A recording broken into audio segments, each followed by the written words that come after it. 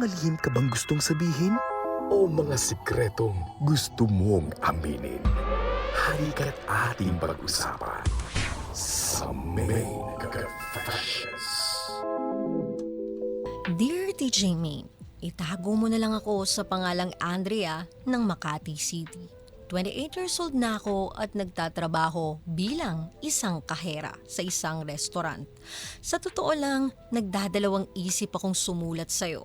Pero simula nang mapanood ko ang isang episode mo, ay nagkaroon ako ng lakas ng loob para magkwento. Gusto ko sanang ilabas itong lihim ko na matagal ko nang kinikimkim. Huwag sana akong husgahan dahil sa isang pagkakamali. DJ Main, PLHIV ako o People Living in HIV. Nalaman ko ito 2 years ago. Mabigat aminin ang katotohanan pero kinaya ko. Araw-araw akong umiinom ng gamot hanggang naging undetectable naman at maayos ang health ko ngayon. Narito ang confession ko. May nakilala akong isang lalaki.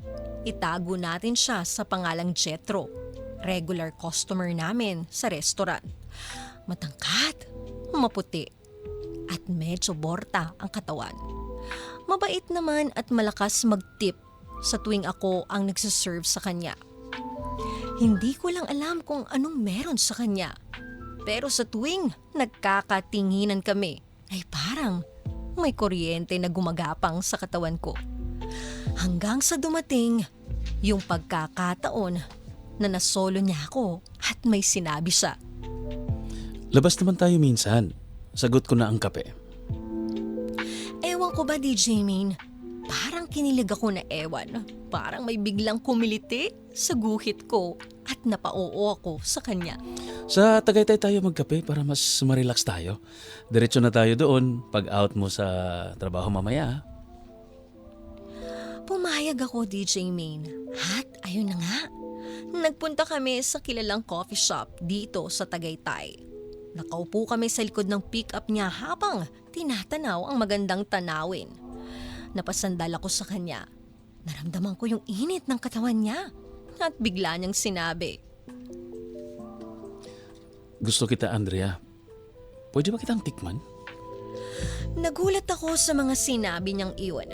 Imbis na magalit, parang kinilig ako. Since PLHIV nga ako, kaya madalang akong mag-entertain ng lalaki sa buhay ko. Napangiti ako, DJ Main. Nag-blush ang pisngi ko. At pati pisngi ko sa ibaba ay kinilig din. Pero may halong pag-alala kung paano ko sa kanya sasabihin. Hanggang sa maglakas loob ako. Jetro, gusto din naman kita. Kaso, PLHIV ako. Pero undetectable na ako. Pahig naman akong magpatikim sa'yo. Ang tanong, okay lang kaya sa'yo? Natigilan siya at hindi na muna nagsalita. Nagulat si Jetro sa pinagtapat ko. Inaasahan ko na madidisappoint siya at magyayaya na lang umuwi. Pero hindi. Hinalikan niya ako sa noo at sabay sabing, Okay lang. Tao ka. Hindi ka sakit. Kinain ako ng moment na yun. Parang gusto ko tuloy hubarin ang panty ko para tuluyan ng magpatikim sa kanya dahil sa kilig. Alam mo, may alam akong motel dito. Doon na tayo magpalipas ng gabi. Nag-check-in kami sa motel na may red at Japanese logo. First time kong makakapasok dito. Ang ganda pala sa loob, TJ Main. Hindi halatang pampalipas lang ng init ng puson. Pagpasok namin sa room ay nag-shower muna kami ng sabay. Doon, naghalikan muna kami at sinukat ang aming mga katawan. Doon natin gawin mamaya sa bed para mas masarap. Sige, pero gusto ko muna itong laruin ha. Medyo matagal na kasi yung huling dilig ko at ayokong mabitin, Jetro. Sige, ikaw ang bahala. Laruin mo hanggat gusto mo. Lumuhod ako sa kanya at sinubo ko ang matigas niyang alaga hanggang sa sumabog ang katas niya sa dibdib ko. Mainit, pero hindi nakakapasok. Pero sobrang sarap sa pakiramdam namin pareho. Naglinis ulit kami ng katawan, inalis sa mga katas na tumalsik. Pagkatapos ay nahiga muna kami sa kama. Umorder siya ng ilang cans ng beer para magkwentuhan muna. Para din pakalmahin muna ang alaga niya. Dahil lupaypay pa ito pagkatapos labasan kanina. Tinanong niya ako, Paano ka nga naging PLHIV? bigay todo kasi ako magmahal, Chetro. Dahil sa pagmamahal na yun, hindi ako naging maingat. Hindi ko naman inaasahan na positive pala yung naging partner ko 2 years ago. Kaya ganito ngayon ang sitwasyon ko. Buti na lang at maaga akong nagpatingin. Kaya nabigyan ako ng gamot. Kaya ngayon, PLHIV, undetectable na ako. Bakit mo naman naitanong? Nandidiri ka na ba sa akin? Hindi Gusto ko lang malaman ang kwento mo.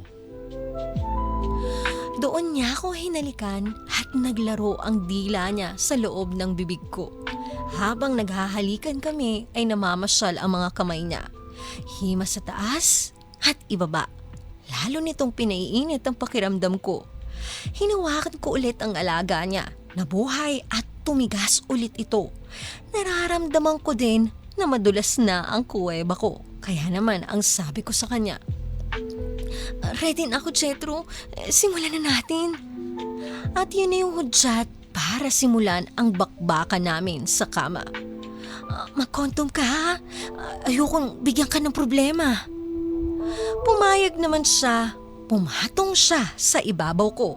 Damang-dama ko yung bigat ng buong katawan niya. Nakakapaso. Ang init pero sobrang sarap sa pakiramdam. Tinusok niya ako patalikod. Kaya napahiyaw ako sa sakit at sarap. Aray! Dahan-dahan lang! Para akong bagong biyak na buko, DJ Maine. Dahil sobrang tagal na nung last na ginawa ko ito, kaya parang sobrang sikip ng pagkababae ko. Nagdahan-dahan siya hanggang sa maramdaman namin ng unti-unting pagdulas at pagluwag ng hiyas ko. Doon niya ako kinabayo ng matindi. Sagad na sagad.